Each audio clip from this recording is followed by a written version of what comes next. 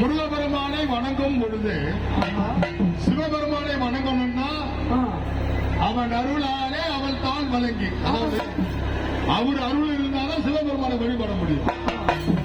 முருகபெருமான் தமிழ் கடவுள், எல்லாருமே வணங்கலாம். அதுக்குதான் பெரியவங்க என்ன சொன்னாங்கன்னா, சுக்குக்கு மிஞ்சி வைத்தியம் கிடையாது, சிவசுப்பிரமணிய சுவாமிக்கு மிஞ்சி தெய்வம் கிடையாது சொன்னாங்களாம். எல்லாமே தெய்வம் தான். அப்படி காலத்தில் என்னாலும் என்னாலும் உடை வழங்குவடியார்கள்